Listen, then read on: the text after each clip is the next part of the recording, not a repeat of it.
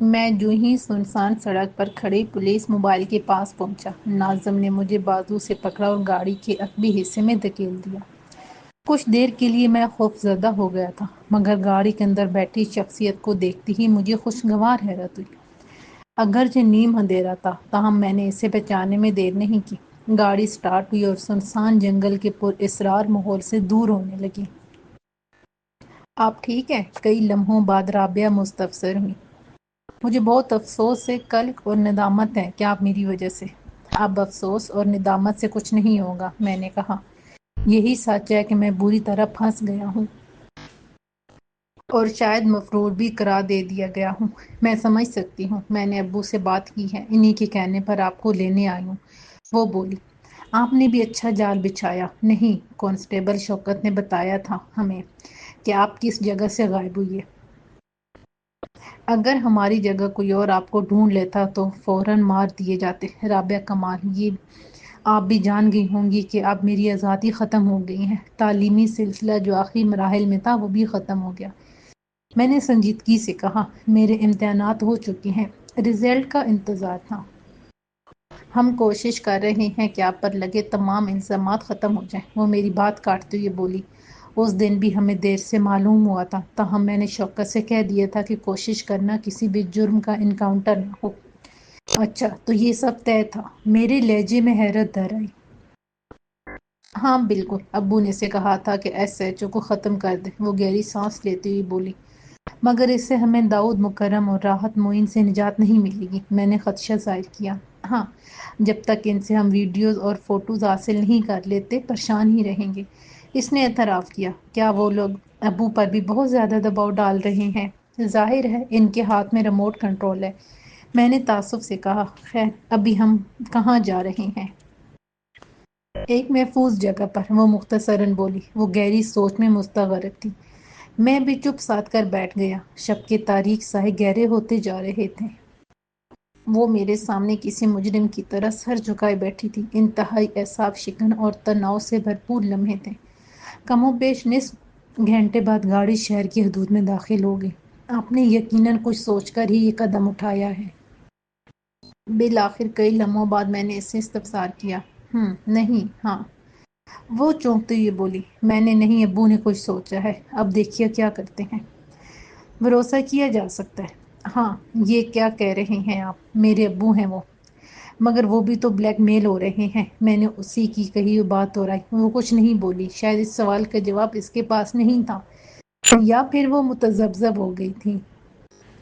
Police Kashi اور قاسم کی گرفتاری کے لیے چھاپے مار رہی تھی، اس نے بتایا۔ ابو کے مخبر کی نشاندہی پر ہی انہیں اٹھا لیا گیا ہے، اب وہ محفوظ ہیں۔ کس جرم میں؟ میں نے تلخی سے کہا۔ صاف ظاہر ہے وہ آپ کے دوست ہیں، آپ کے ساتھ ہوتے ہیں، پھر شاید پوچھ تاچھ کے لیے۔ اس نے امکان ظاہر کیا۔ قاسم کے پاس سعدیہ امین کے پڑوسی لڑکے کا سیل فون ہے، اس میں داؤد مکرم کی تصویر ہے جو قتل سے کچھ دیر پہلے لی گئی تھی۔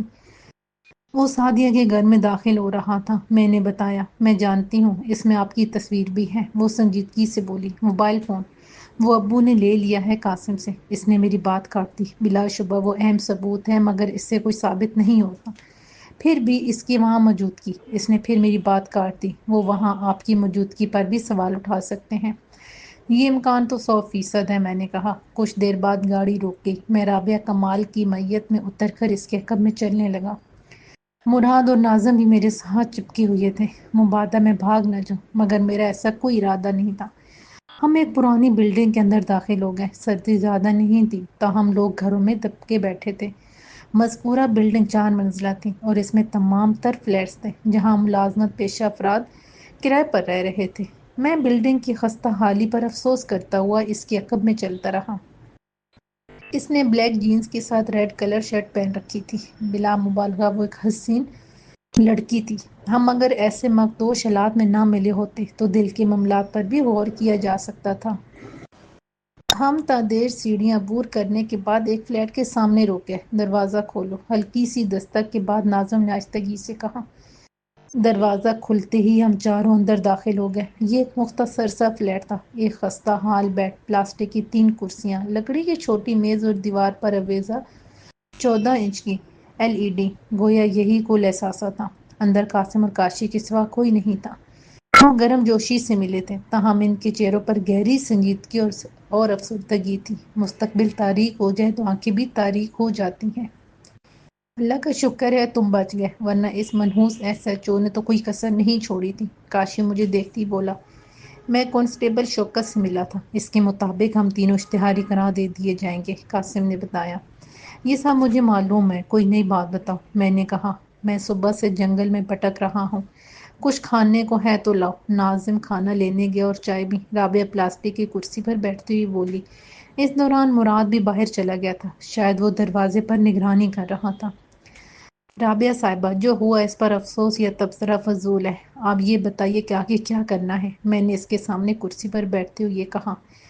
قاسم اور کاشی بیڈ پر بیٹھ چکے تھے۔ میرے ذہن میں ایک آئیڈیا ہے، اس سے پہلے کہ ناظم کھانا لے کر آ جائے میں بتاتی ہوں، اس نے کہا۔ ہم ہمتاً گوش ہو کر اسے دیکھنے لگے۔ سنجیدگی اور افسردگی کے عالم میں وہ اور بھی پیاری لگ رہی تھی۔ ہم داؤد مکرم کے گھر جائیں گے، وہاں اگر ہماری مطلوبہ چیزیں مل گئیں تو تمام مسائل حل ہو جائیں گے۔ یہ محض کیا سرائی ہے، وہ ہماری مطلوبہ چیزیں اپنے گھر میں کیوں رکھے گا؟ میں نے کہا، ہو بھی سکتا ہے، وہ بولی۔ ٹھیک ہے، اگر یہ منکر نکیر، میں نے مراد اور ناظم کی بابت کہا، یہ ابو کے خاص آدمی ہیں، انہیں فوراً بتا دیں گے۔ تو پھر؟ کاشی بولا، پھر یہ کہ ناظم مجھے گھر چھوڑنے جائے گا، تم مراد کو کسی طرح ہینڈل کر کے باہر نکل آنا، ہم چلے جائیں گے، تم مجھے کال کر لینا۔ ہم میں سے کسی کے پاس بھی موبائل فون نہیں ہے، قاسم نے بتایا۔ میرے پاس ہے، رابعہ نے کہا اور اپنی جیب سے ایک چھوٹا سا سیل فون نکال کر میری طرف بڑھا دیا۔ اس میں سم اور بیلنس بھی ہے، میں نے اپنا نمبر بھی سیو کر دیا ہے۔ ٹھیک ہے، میں نے مختصراً کہا۔ ناظم اور مراد کو پتہ نہیں چلنا چاہیے، ویسے میں نے سائلنٹ کیا ہوا ہے، اس نے کہا۔ پھر دیگر امور پر باتیں ہوتی رہیں۔ کچھ دیر بعد ناظم پرتکلف کھانا لے کر آ گیا، جو رابعہ نے اپنی جیب سے منگوایا تھا۔ اس نے بھی ہمارے ساتھ ہی کھانا کھایا، البتہ مراد اور ناظم نے معذرت کر لی تھی، وہ کھانا کھا چکے تھے، مگر چائے سب نے ایک ساتھ پی تھی۔ کھانے کے بعد رابعہ ناظم کے ساتھ چلی گئی۔ اب ہم تینوں ایک دوسرے کو سوالیہ نگاہوں سے دیکھتے ہوئے خفیہ اشارے کر رہے تھے۔ اصل میں ہم مراد سے جان چھڑانے کے چکر میں تھے اور ہماری یہ مشکل اس نے خود ہی آسان کر دی تھی۔ وہ بار بار اپنی رسٹ واچ پر دیکھ رہا تھا۔ اس دوران اس کے موبائل فون پر کالز بھی آ رہی تھیں، مگر وہ کال ریسیو نہیں کر رہا تھا۔ کیا بات ہے، کوئی مسئلہ ہے؟ میں نے اس کی کیفیت بھانپتے ہوئے استفسار کیا۔ نہیں، کچھ نہیں، اس نے یوں کہا جیسے اس کی چوری پکڑی گئی ہو۔ اس کے سیل فون پر پھر کال آنے لگی تھی۔ کس کا فون ہے؟ کاشی نے استفسار کیا۔ کہ کسی کا نہیں، بس تم لوگ اب یہیں رہو گے، باہر بہت خطرہ ہے تمہارے لیے، اور تم؟ میں کہاں جاؤں گا، میں بھی یہیں ہوں، اس نے اپنا موبائل فون دیکھتے ہوئے کہا، جس پر کالز آ رہی تھی۔ یہ 15 سے کال آ رہی ہے، میں نے اسکرین پر دیکھ لیا۔ ہوگی کوئی ایمرجنسی، وہ سیل فون جیب میں رکھتے ہوئے بولا۔ ایمرجنسی میں 15 سے کال آتی نہیں بلکہ کی جاتی ہے، کاشی نے ہلکا سا کہکا لگایا۔ پر یہ ایمرجنسی اور قاسم کی ہے، وہ دوبارہ موبائل فون نکالتے ہوئے بولا۔ ایسا کیا ہے؟ میں نے اسرار انداز میں پوچھا۔ یہ میری بیوی کال کر رہی ہے۔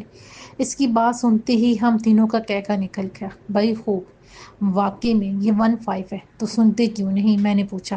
سن لیا تو جانا پڑے گا، ابھی شادی کو 5 دن ہی تو ہوئے ہیں، تو چلے جاؤ، ہم بھاگ تھوڑی جائیں گے، قاسم بولا۔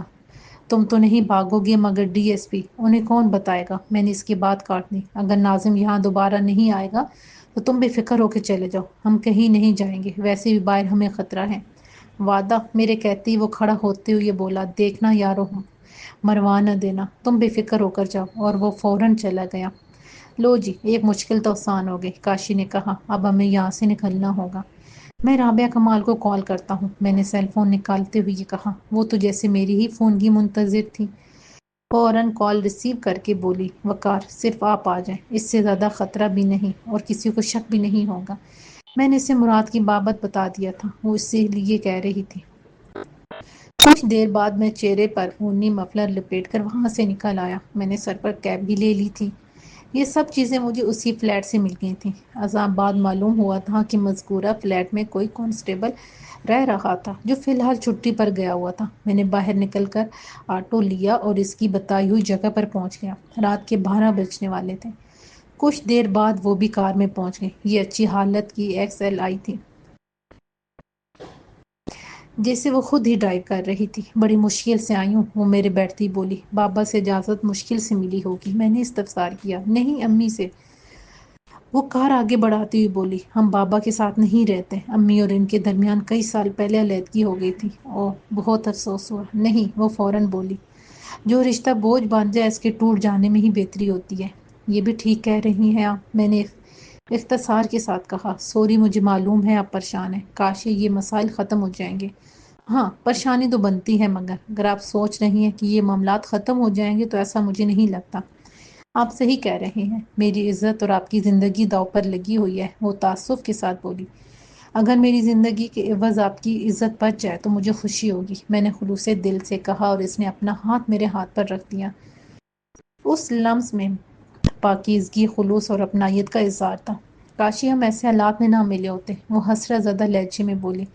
اس کا کلک تو مجھے بھی رہے گا، میں نے گویا اعتراف کیا۔ آپ واقعی اچھے انسان ہیں، اور اچھوں کے ساتھ اچھا نہیں ہوتا، میں نے گہری سانس خارج کرتے ہوئے کہا۔ وہ تا دیر میرا ہاتھ سہلاتی رہی اور مجھے احساس زیاں ہونے لگا۔ وہ مجھے کبھی نہ ملنے کے لیے ملی تھی، کسی سہانے اور رات انگیز خواب کی طرح۔ میں اپنے آپ کو کبھی معاف نہیں کر پاؤں گی، بہت دیر بعد اس نے کہا، اور میں شہر تصورات سے پلٹ آیا۔ انسان کے ساتھ جو ہونا ہوتا ہے، جو ہوتا ہے، وہ روز ازل سے لوح محفوظ پر لکھ دیا گیا ہوتا ہے۔ میں نے کہا، ہم تو بس اس ازلی تحریر کے مطابق اپنا اپنا کردار نبھانے آتے ہیں۔ کاش وہ اتنا ہی کہہ پائی اور رونے لگی۔ اللہ پر یقین رکھیں، یہ دھند بھی چڑھ جائے گی، میں نے اس کے کاندھے پر ہاتھ رکھتے ہوئے کہا۔ مجھے اس کی معصومیت اور موجودہ صورتحال پر دکھ ہونے لگا تھا، مگر انسان کے اختیار میں کچھ نہیں ہوتا۔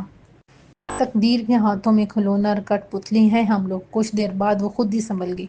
آپ کو معلوم ہے وہ کہاں رہتا ہے؟ میں نے داؤد مکرم کی بابت استفسار کیا۔ ہاں، ایک مرتبہ میں اس ملعون کے ساتھ آئی تھی، کرائے کے فلیٹ میں رہتا ہے۔ پھر وہ خاموش ہو گئی۔ انسان مصائب و الام کے گرداب میں پھنس جائے تو یہی کیفیت ہوتی ہے۔ اگلے سگنل پر اس نے کار داہنی جانب موڑ دی۔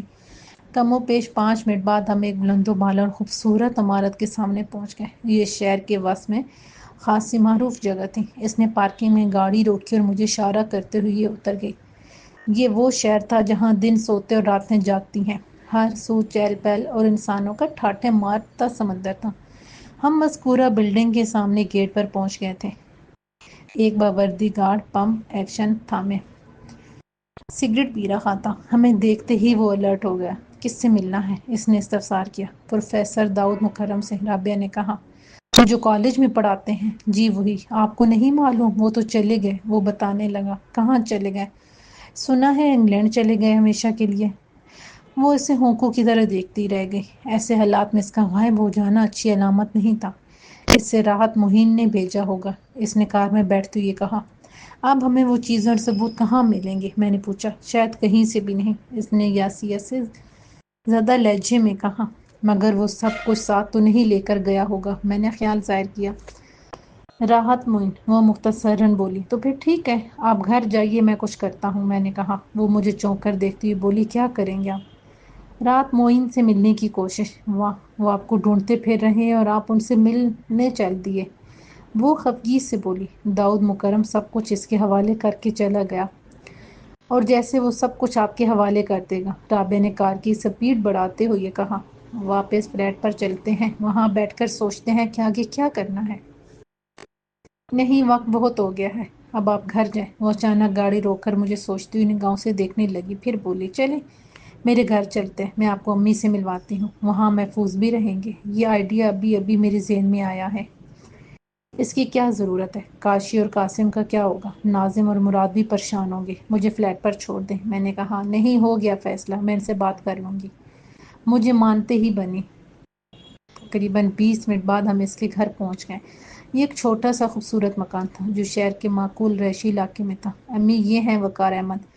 گھر میں داخل ہوتی ہی رابعہ اپنی ماں سے مخاطب ہوئی۔ وہ ایک ادھیڑ عمر اور خوش شکل خاتون تھی۔ آؤ بیٹا، اندر آ جاؤ، وہ ایک کمرے کی جانب بڑھتے ہوئے یہ بولی۔ تھوڑی ہی دیر میں ہم ڈرائنگ روم میں بیٹھ چکے تھے۔ رابعہ چائے بنانے چلی گئی تھی۔ بیٹا، تم نے ہمارے لیے بہت بڑی مصیبت مول لے لی ہے۔ میں تو ہر وقت دعا کرتی ہوں کہ خدا غارت کرے ایسے لوگوں کو جو معصوم اور مجبور لوگوں کے ساتھ ایسا کرتے ہیں۔ انشاءاللہ سب ٹھیک ہو جائے گا آنٹی، آپ فکر نہ کریں، میں نے تسلی امیز لہجے میں کہا۔ ہاں بیٹا انشاءاللہ، وہ دھیمے لہجے میں بولی۔ پھر ہم رات گئے تک باتیں کرتے رہے۔ رات کے 2 بج رہے تھے۔ رابعہ نے ایک کمرے میں میرے لیے بستر لگا دیا۔ میں کافی وقت سے سو نہیں پایا تھا، اس لیے چارپائی پر لیٹتی ہی میں نیند کی وادیوں میں اتر گیا۔ مگر رات کے پچھلے پہر میری آنکھ کھل گئی، جو یقیناً بلا وجہ نہیں کھلی تھی۔ یہ میری چھٹی حس کا شاخسانہ تھا۔ میں نے آہستگی سے بستر چھوڑا اور کمرے کے دروازے پر پہنچ کر رک گیا۔ اچانک دروازہ کھول دینے سے اگر کوئی وہاں موجود تھا تو وہ خبردار ہو سکتا تھا۔ چنانچہ میں نے کی ہول میں سے جھانکنے کی کوشش کی۔ راہداری میں اچھی خاصی روشنی تھی۔ دفتر مجھے ایک طویل و عریض سایہ سامنے والی دیوار پر نمودار ہوتا ہوا نظر آیا۔ سایہ عموماً انسان کے قد سے بڑے ہوتے ہیں۔ وہ متعدد روی سے چلتا ہوا کی ہول کے سامنے رک گیا۔ وہ ایک موٹا، بھدا اور تاریک رات کی طرح سیاہ آدمی تھا۔ اس نے نیلے رنگ کی شلوار قمیض اور اس پر سیاہ جیکٹ پہن رکھی تھی۔ پہلی نظر میں اس پر تامل فلموں کے کسی ویلن کا گمان ہوتا تھا۔ ہاتھ میں موجود پستول اس کے خطرناک ارادوں کی نشاندہی کر رہی تھی۔ بلا شبہ پستول پر سائلنسر لگا ہوا تھا۔ اس کی نگاہوں کی ہول پر جمی ہوئی تھی۔ مجھے یوں لگا جیسے وہ مجھے گھور رہا ہو۔ پھر وہ آگے بڑھا اور میری نظروں کی دسترس سے نکل گیا۔ میرے من میں طرح طرح کے وسوسے اٹھنے لگے۔ من میرے ذہن میں جماکا ہوا اور میں نے سیل فون پر رابعہ کا نمبر ڈائل کیا۔ کال فوراً ہی ریسیو کر لی گئی، جیسے وہ اسی انتظار میں تھی۔ جو کالی بلا میں دیکھ رہی ہوں، کیا آپ بھی دیکھ رہے ہیں؟ اس نے کال ریسیو کرتے ہوئے استفسار کیا۔ میں نے اس لیے فون کیا ہے، میں نے سرگوشی کی۔ وہ میرے نشانے پر ہے، رابعہ نے کہا۔ گولی مت چلائیے گا ورنہ جن لوگوں کو نہیں معلوم انہیں بھی خبر ہو جائے گی، میں نے تنبیہی لہجے میں کہا۔ مجھے یقین ہے کہ ہمارا پیچھا کیا گیا ہے، اس نے خدشہ ظاہر کیا۔ پیچھا کیا گیا ہوتا تو یہ کالی آندھی نہیں پولیس آتی، میں نے کہا۔ یہ بھی ٹھیک کہا آپ نے، یہ کالی آندھی صابر کالا ہے، راحت موئن کا خاص اور خطرناک آدمی۔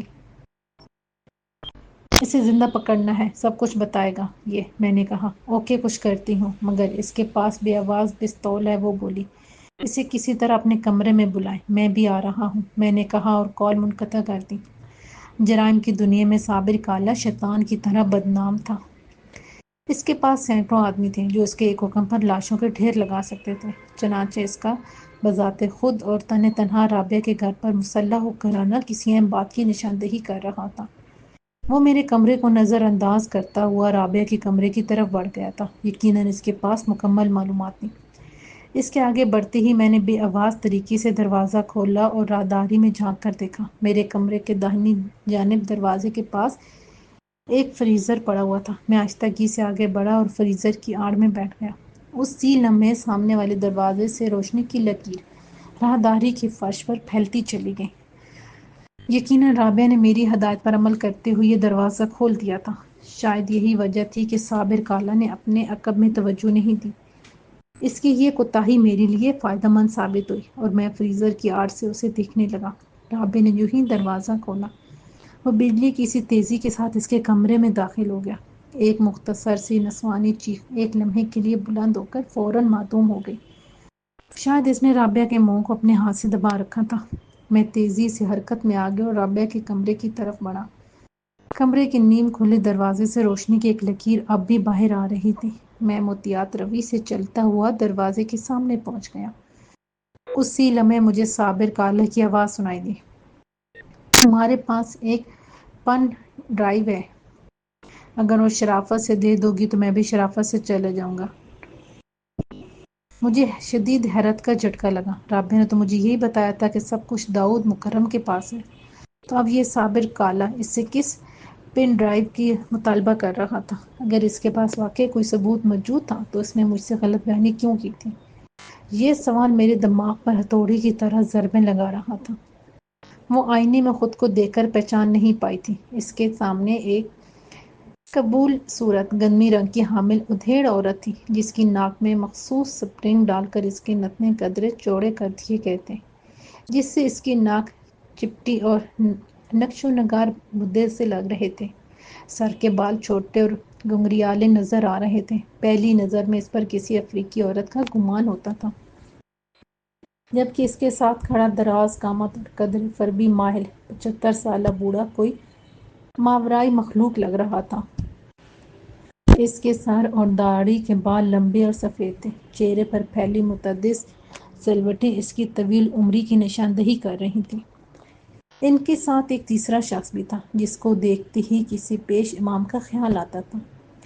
مشہد بھر سیاہ داڑھی، سر پر جالی دار سفید ٹوپی اور دائیں ہاتھ میں تسبیح جس کے سرخ منکوں پر وہ زیر لب بڑبڑاتا ہوا کچھ پڑھ رہا تھا۔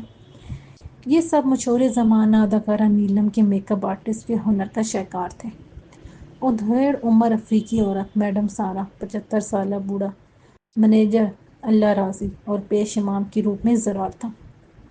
نیلم سے اس کی ملاقات ایک فلم شوٹنگ کے سیٹ پر ہوئی تھی، چونکہ راضی نے اچانک ملاقات کا پیغام دیا تھا، چنانچہ وہ انہیں اپنے گھر پر نہیں مل پائی۔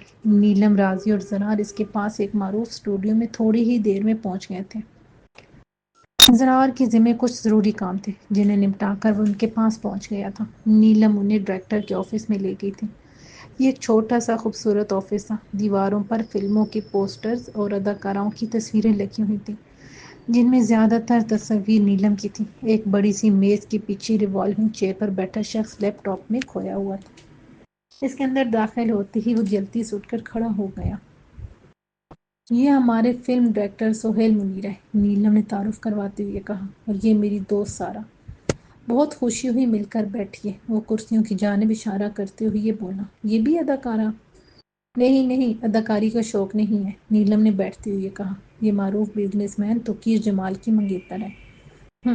ویری گڈ، پیارا بندہ ہے توقیر جمال، میں آپ کے لیے چائے منگواتا ہوں، اس نے آفس سے نکلتے ہوئے کہا۔ وہ 40-45 سالہ خوش مزاج اور خوبرو آدمی تھا۔ وہ ایک محنتی اور کامیاب ہدایت کار تھا۔ ہاں جناب، کیسے یاد کر لیا آج؟ نیلم خوش دلی سے بولی۔ تم نے تو یہ کام بھی نہیں کیا، حالانکہ ہم جن حالات میں جدا ہوئے تھے تمہیں تو مستقل رابطے میں رہنا چاہیے تھا، سارہ نے شکایت آمیز لہجے میں کہا۔ تم ٹھیک کہہ رہی ہو، لیکن اگر میں دوبارہ رابطہ کرتی تو آخری رابطہ ہوتا۔ اس شیطان جابر زمان کو اسی دن مجھ پر شک ہو گیا تھا، بڑی مشکل سے قائل کیا تھا اسے، اور اب کچھ دن ان لوگوں نے میری نگرانی کروائی تھی، پھر وہ شیطان باہر چلا گیا۔ میں نے سنا ہے بالم ظالم بچ گیا اور اب تمہیں تنگ کر رہا ہے، میں اسی لیے آئی ہوں، سارہ نے استفسار کیا۔ ہاں، برائی اتنی جلدی ختم نہیں ہوتی۔ اس دوران چائے آ گئی تھی۔ نیلم کپ اٹھاتے ہوئے بولی، وہ بچ گیا تھا اور اب نہ جانے کہاں چھپا بیٹھا ہے۔ وہ ہمیں مل گیا ہے اور ہم اسی کو انجام تک پہنچانے کے لیے جا رہے ہیں، راضی نے پہلی مرتبہ گفتگو میں حصہ لیتے ہوئے بتایا۔ کہاں ہے وہ؟ بھولپور، ڈی ایس پی کمران کی پناہ میں، سارہ بولی۔ او مائی گاڈ! اور آپ وہاں جا رہے ہیں؟ بالکل، وہاں جانا خطرے سے خالی نہیں، کمران اور بالم کے آدمی جگہ جگہ پھیلے ہوئے ہیں، نیلم نے خدشہ ظاہر کیا۔ مگر اس سے زیادہ مہلت دینا ٹھیک نہیں ہوگا، اگر آپ شک کے دائرے میں ہیں تو ہماری آج کی ملاقات سے بھی وہ باخبر ہوں گے، زرار نے کہا۔ ہم ایک بڑے بجٹ کی بہت بڑی فلم بنا رہے ہیں، نیلم بولی، جس کے لیے ہم نے امریکہ سے میک اپ آرٹسٹ بلوایا ہے۔ تو مسلمان مگر وہیں پلا بڑا ہے۔ یہ تم ہمیں کیوں بتا رہی ہو؟ سارہ کچھ نہ سمجھتی بولی۔ کیونکہ تم لوگوں کو اس کی ضرورت ہے، اس نے چائے کا سپ لیتے ہوئے کہا۔ دشمن کا نیٹ ورک بہت وسیع ہے، اس کے کارندے تمہاری شکلوں سے واقف ہوں گے۔ میں سمجھ گیا، راضی نے کہا۔ اگر ان کا نیٹ ورک وسیع ہے تو یہ ملاقات خفیہ نہیں ہے۔ اس کا امکان بہت کم ہے، نیلم بولی، کیونکہ 1 مہینہ ہونے کو ہے، جابر بھی یہاں نہیں ہے، یہ لوگ اس کے آنے پر سرگرم عمل ہوں گے، اس کے واپس آنے تک کمران اور بالم کا کام تمام ہو جائے گا، سارہ پھنکار کر بولی۔ رومیو تم لوگوں کے حلیے بدل دے گا، اس کام میں زیادہ دیر نہیں لگے گی۔ چنانچہ نیلم کے اصرار پر رومیو نے تینوں کے حلیے بدل دیے تھے۔ نیلم اپنی شوٹنگ میں مصروف ہو گئی اور وہ وہاں سے نکل آئے، تاہم نکلنے سے پہلے انہوں نے تسلی کر لی تھی کہ کوئی ان کا تعاقب نہ کر رہا ہو۔ زرار کے نمائندوں نے اوکے کا سگنل دے دیا تھا، چنانچہ اب وہ شہر کی حدود سے نکلتے ہوئے بھولپور کی جانب رواں دواں تھے۔ ڈرائیونگ سیٹ پر سارہ اور اس کے ساتھ مینیجر راضی براجمان تھا۔ عقبی نشست پر پیش امام کے روپ میں زرار انتہائی چوکس اور مسلسل رابطوں میں مصروف عمل تھا۔ دم بدم شام کے گہرے سائے پھیلتے جا رہے تھے، گاڑی میں مسلسل خاموشی، اور تینوں کے چہروں پر تناؤ واضح تھا۔ Madam, D S P Kamran شہر میں ہی ہے، جبکہ بالم ظالم گاؤں میں ہے اور اس کے مال مویشیوں والے احاطے میں رہ رہا ہے۔ کافی دیر بعد زرار نے سکوت کا پردہ چھا کرتے ہوئے بتایا۔ زرار انسان جہاں بھی چھپ کر بیٹھ جائے موت کا پنجہ اسے دبوچ لیتا ہے، راضی بولا۔ اس نے جو کچھ کیا ہے آج اس کا خمیازہ بھگتے گا۔ میں اسے دوست سمجھتا تھا اور اس نے مجھے غلط معلومات دے کر جال میں پھنسا دیا۔ مگر آپ نے تو توقیر جمال صاحب کی گرفتاری کے بعد فارم ہاؤس پر حملے کی تیاری کی تھی، سارا مستفسر ہوئی۔ یہ محض اتفاق تھا کہ ڈی ایس پی اسی دن گرفتاری کا ڈرامہ رچانے آ گیا اور ہم نے بھی اسی رات اسے ختم کرنے کا فیصلہ کر رکھا تھا، وہ بولا۔ ہمارے فارم ہاؤس پر بالم نے حملہ کیا، 3 افراد کو موت کے گھاٹے اتارا اور احسن کو اٹھا کر لے گیا۔ زرار کے لہجے میں غصے اور انتقام کے جذبے کی آمیزش تھی۔ دشمن اگر دشمنی نہ کرے تو تعجب نہیں ہوتا، مگر اگر دوست دشمن بن کر پیٹ میں چھرا گھونپ دے تو تعجب بھی نہیں، اذیت بھی ہوتی ہے، راضی نے سنجیدگی سے کہا۔ جو پیٹھ پر وار کرے وہ کبھی دوست تھا ہی نہیں، راضی صاحب آپ ٹھیک کہہ رہے ہیں، سارا میڈم، مگر اس ملعون کی میں نے متعدد مرتبہ مدد کی ہے۔ گاڑی زرار کی رہنمائی میں اب ایک کچی سڑک پر اتر گئی تھی۔ اگرچہ کچھ روز قبل بارش ہو چکی تھی مگر سڑک پر دھول اور گرد و غبار کی حکمرانی تھی، بالخصوص جب انہیں کوئی گاڑی اوورٹیک کرتی تو ان کی کار کی ونڈو سکرین دھول سے اٹ جاتی تھی۔ ویسے اس گاؤں کا نام پھول پور کی بجائے دھول پور ہونا چاہیے تھا، وہ بولی۔ اس بات پر ان دونوں کا ہلکا سا کہکا نکل گیا۔ کم و بیش پونے گھنٹے بعد وہ مطلوبہ گاؤں میں داخل ہو گئے۔ یہ خاصا بڑا مگر پسماندہ سا دیہات تھا۔ کچی مٹی کے مکانوں کی کثرت میں چند ایک پختہ مکان اس کی قسم پرسی کی چشمدید گواہ ہے۔ مسجد میں اذان عشاء کی آواز گونج رہی تھی۔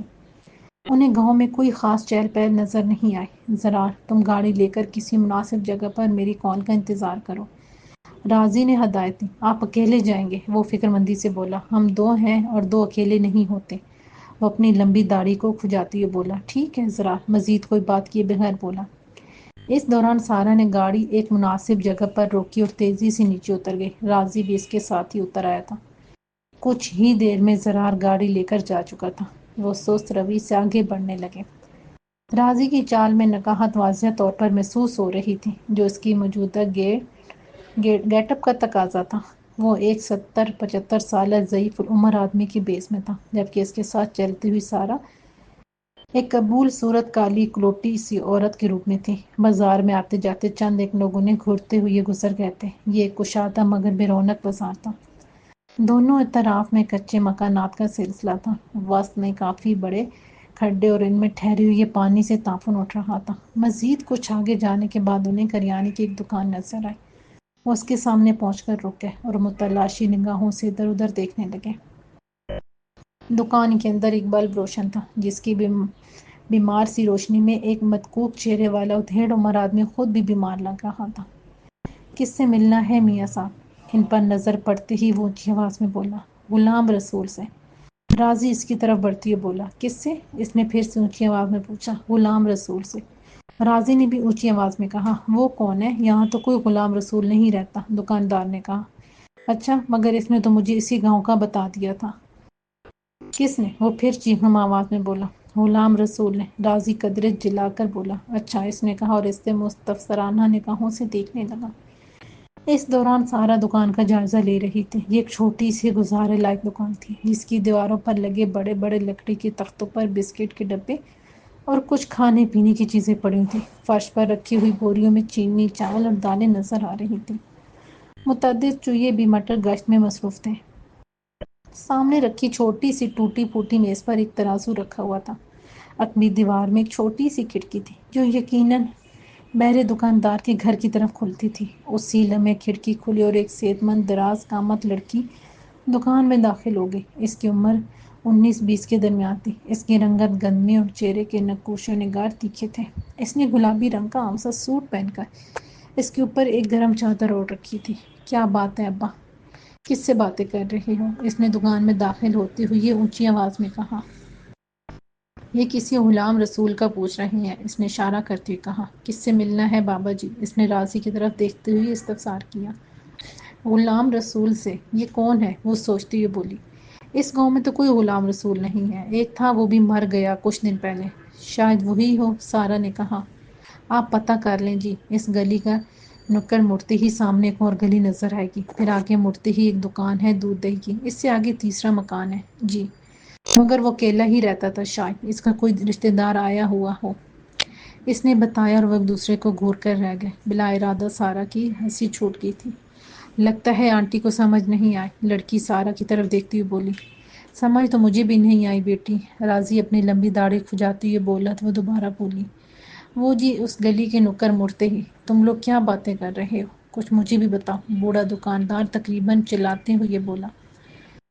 غلام رسول کا پوچھ رہے ہیں، وہ جھنجھلا کر بولی۔ کس کا؟ ابا چپ کرو، کسی کا بھی نہیں پوچھ رہے، لڑکی جھنجھلا کر بولی۔ وہ اسے گھور کر چپ ہو گیا، پھر بولا۔ لگتا ہے بڑی دور سے آئے ہیں، ان کو چائے پانی کا ہی پوچھ لیں۔ بوڑھی کی بات پر وہ ان کی جانب متوجہ ہوتی بولی۔ آپ لوگ اندر آ جائیں، میں چائے بناتی ہوں، بلکہ کھانے کا وقت ہو رہا ہے۔ وہ لڑکی کھڑکی کے راستے اندر گئی اور پھر دکان کے ساتھ والا بند دروازہ کھول دیا۔ انہوں نے انکار نہیں کیا اور اس کی قیادت میں اندر داخل ہو گئے۔ یہ 2 کمروں پر مشتمل ایک چھوٹا سا گھر تھا۔ کونے میں پانی کا نلکا اور ساتھ ہی گزارے لائق باتھ روم تھا، جس کے آگے ایک میلا کچیلا کپڑا جھول رہا تھا۔ وہ انہیں لے کر ایک کمرے میں داخل ہو گئے۔ یہ 12 بائی 14 کا ایک چھوٹا سا کمرہ تھا، جس کی دیواروں پر مٹی سے لیپ کر کے انگلی کی مدد سے پھول بنا دیے گئے تھے۔ کمرے میں 3 چارپائیاں پیٹی سیٹ کے آگے بچھی ہوئی تھی۔ یہاں بیٹھ جائیں بابا جی، میں چائے بلکہ کھانا لے کر آتی ہوں۔ وہ انہیں بٹھا کر باہر نکلتے ہوئے بولی۔ نہیں بیٹا، کسی چیز کی ضرورت نہیں ہے، بس تم ہمیں غلام رسول کے پاس پہنچا دو، راضی نے کہا۔ پر بابا جی وہ تو مر چکا ہے، اس نے کہا۔ ہاں بیٹا یہ تو ہے، اس نے سر ہلاتے ہوئے کہا۔ میں نے مٹر والے چاول بنائے ہیں، لے کر آتی ہوں۔ وہ ایک خوش مزاج اور سادہ سی لڑکی تھی۔ ہم وقت ضائع کر رہے ہیں، اس کے جاتی سارا بولی۔ نہیں میڈم، اس بار غلطی کا مطلب سیدھی موت ہوگا، ابھی 8 بھی نہیں بجے، آپ مطمئن رہیں، راضی نے کہا اور وہ خاموش ہو کر بیٹھ گئی۔ کچھ دیر بعد لڑکی 2 پلیٹوں میں چاول لے کر آ گئی، جو انہوں نے روغبت سے کھائے۔ ویسے بھی بھوک لگ رہی تھی اور چاول بھی مزیدار تھے۔ پھر وہ چائے لے آئی اور ان کے پاس بیٹھ گئی۔ تمہارا نام کیا ہے بیٹی؟ میرا نام بختاور ہے جی، راضی کے پوچھنے پر وہ بولی۔ تمہاری ماں مر گئی اچھے دنوں کی امید میں بہت برے دن دیکھے اور بہت افسوس ہوا، سارا بولی۔ نہیں جی، افسوس تمہاری زندگی پر ہوتا ہے، موت تو نجات ہے ہمارے لیے۔ اس کے لہجے میں جہاں بھر کی تنقید آ رہی۔ کوئی بھائی نہیں ہے تمہارا؟ ہے جی، پر سمجھو کہ نہیں ہے۔ سنا ہے ڈاکے ڈالتا تھا، پھر ایک دن سے پولیس پکڑ کے لے گئی۔ ہمارے گاؤں کا ایک آدمی پولیس میں افسر ہے، اس نے بھائی کو چھڑوا کر اپنے ڈیرے پر ہی رکھ لیا۔ وہ افسردہ ہو گئی۔ وہ دونوں چونک کر بے یقینی سے ایک دوسرے کو دیکھنے لگے۔ کئی لمحوں بعد راضی بولا۔ کون ہے وہ پولیس افسر؟ کمران نام ہے جی اس کا۔ اچھا، میں اسے کہتی ہوں کہ غلام رسول کے گھر جائے اور پتہ کرے۔ وہ پیالیاں اٹھا کر باہر چلی گئی۔ عجیب اتفاق ہے، اس کے جاتی سارا بڑبڑائی۔ شاید قسمت مدد کر رہی ہے، راضی نے کہا، مگر وہ جانتا تھا کہ یہ محض اتفاق نہیں، زرار کی محنت تھی۔ کچھ دیر بعد بختاور اپنے باپ کے ساتھ آ گئی۔ ابا آپ کا نام پوچھ رہا ہے، اور یہ بھی کہ آپ کو اس سے کیا کام ہے اور آپ کہاں سے آئے ہیں؟ میرا نام علی محمد ہے، یہ میری بیٹی بشریٰ ہے، اور ہم شہر سے آئے ہیں، راضی نے مہارت سے جھوٹ بولا۔ بختاور نے یہ باتیں بوڑھے کے کان میں بتائیں۔ وہ سر ہلا کر اٹھتی ہوئی بولا۔ اچھا، میں رفاقت سے جا کر بولتا ہوں کہ غلام رسول کے گھر جا کر کسی کو لے آئے، میری تو سنتا ہی کوئی نہیں ہے۔ ابا تیری تو سب سنتے ہیں، تو کسی کی نہیں سنتا، بختاور نے ہنستے ہوئے کہا اور اس سے ناراضی سے گھورتا ہوا باہر نکل گیا۔ پھر وہ بہت دیر تک باتیں کرتے رہے۔ بختاور کی زبانی معلوم ہوا کہ اس کا بھائی رفاقت پہلے چوریاں کرتا تھا، پھر پکڑا گیا تو ڈی ایس پی کمران نے اسے چھڑوا کر اپنے مال مویشیوں کی نگرانی پر رکھ لیا۔ اس کی ماں بیٹے کے غم میں گھل گھل کر مر گئی۔ کمران نے اس کے سر پر قرضے کا بوجھ اس قدر ڈال رکھا تھا کہ اس کی کمر ٹوٹنے کی قریب تھی۔ کیسا بندہ ہے یہ کمران؟ راضی نے پوچھا۔ پورا شیطان ہے، سارا گاؤں اس سے دب کر رہتا ہے۔ رفاقت جب بھی کام چھوڑنے کی بات کرتا ہے تو اسے دھمکیاں دینے لگ جاتا ہے، وہ جل کر بولی۔ کتنا قرضہ ہے رفاقت پر؟ سارا نے استفسار کیا۔ 3,80,000 روپے۔ مگر جی بات قرضے کی نہیں، ہم اسے پیسے بھی دے دیں گے، وہ تو کوئی اور بہانہ گھڑ لے گا۔ قرض کیسے واپس کر سکتے ہو تم لوگ؟ وہ جی ہم نے سوچا تھا کہ اپنا یہ گھر بیچ کر اس کے پیسے دے دیتے ہیں، اس کا ہمیں 5 لاکھ مل سکتا ہے، مگر گھر بیچ کر بھی ڈی ایس پی کمران سے نجات نہیں ملے گی، سارا نے کہا۔ جی بالکل، مگر یہ بات آپ کیسے جانتی ہیں؟ میں کچھ نہیں جانتی، تم نے خود بتایا ہے۔ او ہاں جی، وہ سر ہلانے لگی۔ ایک دن اس نے مجھے دیکھ لیا تھا، تب سے کچھ زیادہ ہی مہربان ہے رفاقت پر۔ کہتا ہے تم ہمیشہ میرے ساتھ رہو گے۔ بددینت آدمی ہے۔ سارا نے تبصرہ کیا۔ کمینہ ہے جی کمینہ، کہتا تھا اس بار چھٹی پر تمہارے گھر آؤں گا۔ کیوں؟ مجھ سے ملنے، مجھے دیکھنے، اس نے بلا تعمل کہہ دیا۔ تو تم نے کیا کہا؟ آنٹی جی میرا نام بھی بختاور ہے، میں نے اسے کہا کہ میرے گھر آنے کی ضرورت نہیں، تو وہ کمینہ ہنستا ہوا چلا گیا۔ یہ ظاہر بختاور کی کہانی دلچسپ اور جرأت آمیز لگ رہی تھی، مگر یہ ہمارے معاشرے کا تلخ ترین اور سفاک پہلو ہے۔ زبردست ہمیشہ زیر دست کو درندے کی طرح کھا جاتا ہے۔ ایسا ہی بختاور کے ساتھ ہونے والا تھا۔ سارا اور راضی کا ان کی دکان اور پھر ان کے گھر آ جانا محض اتفاق نہیں تھا، یہ سب زرار کی ترتیب دی ہوئی کہانی تھی۔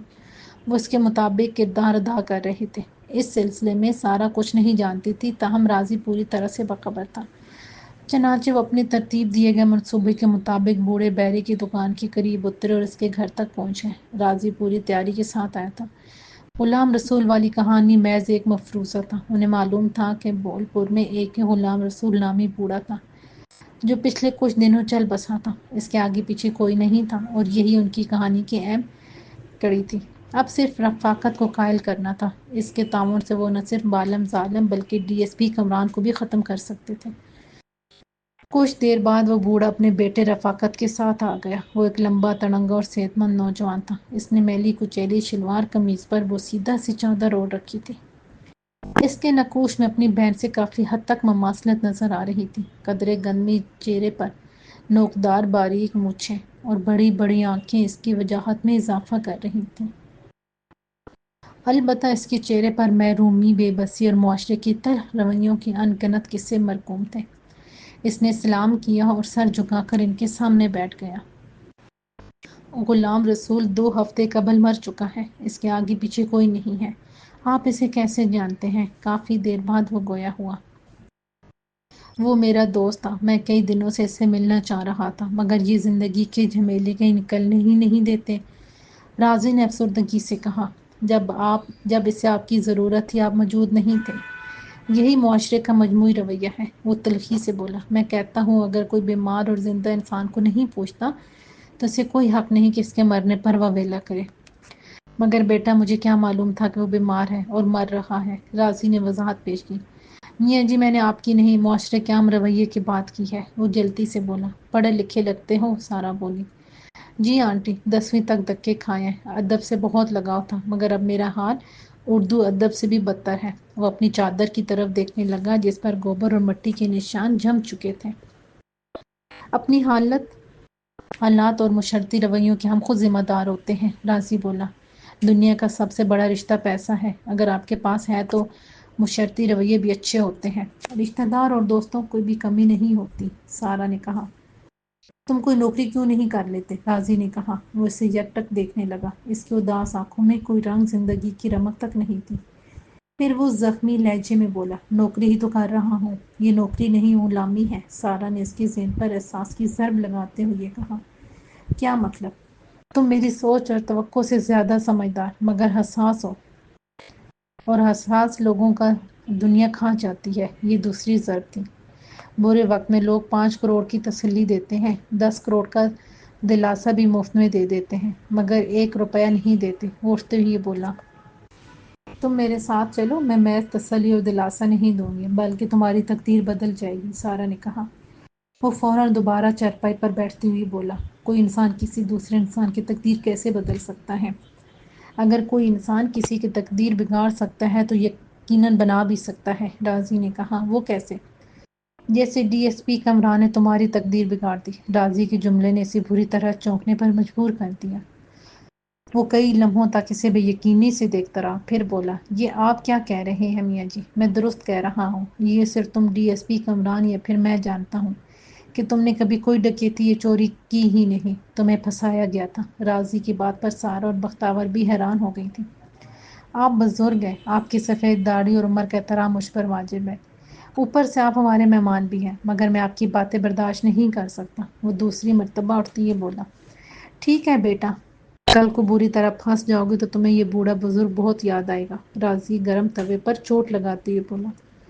یہ ٹھیک کہہ رہے ہیں رفاقت، بختاور اس کا راستہ روکتی ہوئی بولی۔ یہ ہمارے گھر فرشتہ بن کر آیا ہے۔ تم بہت بولی ہو بختو، فرشتہ گھر میں آ جائے تو کسی نہ کسی کی جان لے کر ہی جاتا ہے۔ وہ اسے سامنے سے ہٹاتے ہوئے کہنے لگا، فرشتہ صرف موت کا ہی نہیں، رحمت کا بھی ہوتا ہے۔ کافی دیر بعد سارا بولی، اور یاد رکھنا رحمت کے فرشتے بار بار نہیں آتے۔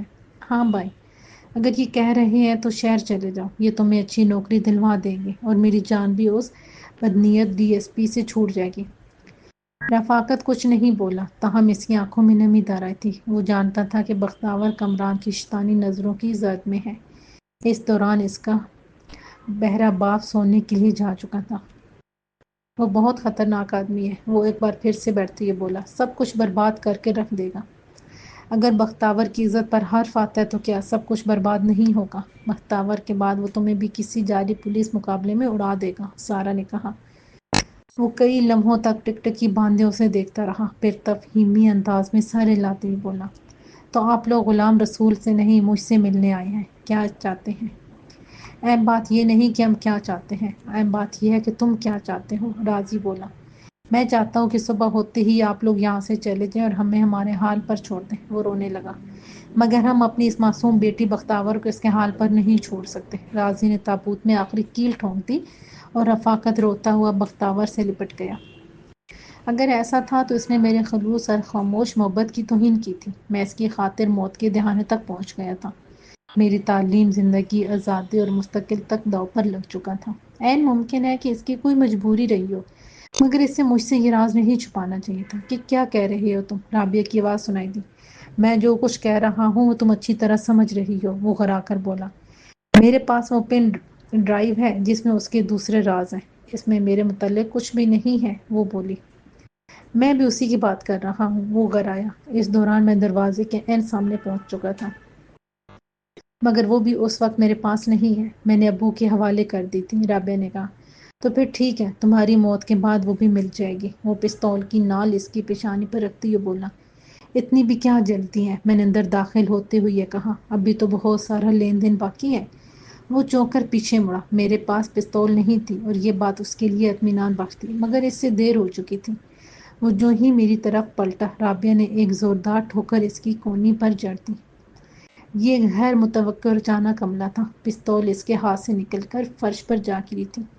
میں نے آگے بڑھ کر زوردار کھونسا اس کی ناک پر دے مارا۔ دوسرے ہی لمحے وہ اپنے دونوں ہاتھ ناک پر رکھ کر فرش پر بیٹھتا چلا گیا۔ میں نے جلدی سے پستول اٹھائی اور اسے گن پوائنٹ پر لے لیا۔ اوہ، تو تم نے اس قاتل کو بھی یہاں پناہ دے رکھی ہے؟ کئی لمحوں بعد وہ آستین سے ناک سے بہتا ہوا خون صاف کرتے ہوئے بولا۔ اس کے بدنما چہرے پر نحوست برس رہی تھی۔ قاتل یہ نہیں تم لوگ ہو، تمہارا وہ شیطان اور نیم پاگل پروفیسر داؤد مکرم اور وہ راحت معین۔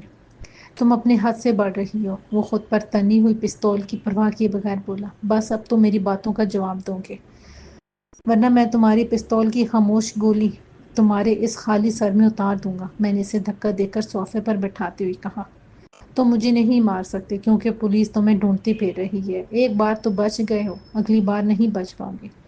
وہ ڈٹھائی سے بولا، اگر پولیس مجھے ڈھونڈتی پھر رہی ہے تو پھر میں تمہیں کیوں نہیں مار سکتا؟ پولیس مجھے دیکھتے ہی مار دے گی، مگر اس سے پہلے میں تمہیں مار ڈالوں گا، میں نے کہا۔ میری بات کا اس پر خاطر خواہ اثر ہوا تھا۔ وہ چند لمحوں تک گہری سوچ میں مستغرق رہا، پھر بولا، کیا چاہتے ہو مجھ سے؟ پروفیسر داؤد مکرم کہاں ہے؟ اس بار رابعہ بولی۔ وہ تو گیا، اس کا ہاتھ کا جہاز بنا کر اڑاتے ہوئے کہا، اور اس کے پاس جو، وہ مجھے نہیں معلوم۔ اس نے میری بات کاٹ دی، بلکہ میں نے تو اس سے وہ لینے آیا ہوں۔ یہ جھوٹ بول رہا ہے، رابعہ بولی۔ تو سچ کیا ہے؟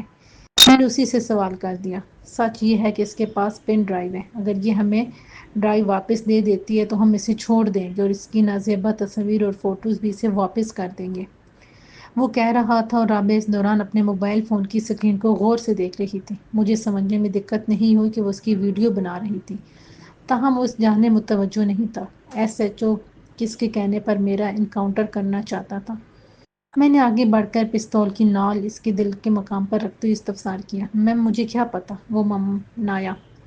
تو پھر جاؤ اسی ایس ایچ او کے پاس، وہ جہنم میں تمہیں سب کچھ بتا دے گا۔